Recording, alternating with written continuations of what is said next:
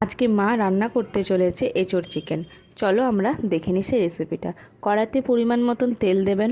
তেলটা যখন দেখবেন গরম হয়ে এসেছে তখন তার মধ্যে দিয়ে দেবেন শুকনো লঙ্কা আর দেবেন তেজপাতা, দিয়ে ভালো সুন্দর করে নাড়িয়ে নেবেন।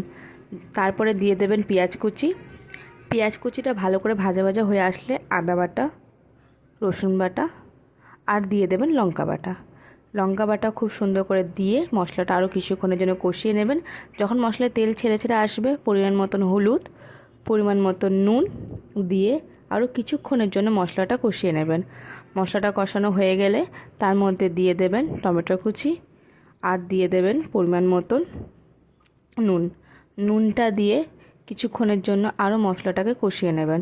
মশলাটা যখন কষানো হয়ে আসবে তার মধ্যে দিয়ে দেবেন ধনে গুঁড়ো, জিরে গুঁড়ো, দেওয়ার পরে মশলাটা আরও ভালো করে কষিয়ে পরিমাণ মতন জল দিয়ে দেবেন। জলটা দিয়ে সুন্দর করে মশলাটাকে মাখিয়ে নেবেন। তার মধ্যে দিয়ে দেবেন 500 চিকেনটাকে সুন্দর করে মশলার সাথে মাখিয়ে কষতে লাগবেন।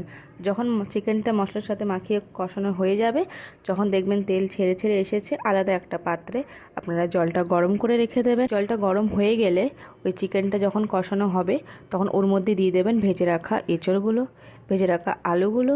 দেওয়ার পরে ভালো সুন্দর করে মশলার সাথে চিকেনটাকে খুব সুন্দর করে কষিয়ে নেবেন। কষানো যখন হয়ে আসবে তখন ওর মধ্যে দিয়ে দেবেন গরম জলটা পরিমাণ মতন গরম জল দিয়ে ভালো সুন্দর করে ফুটতে দেবেন কিছুক্ষণের জন্য।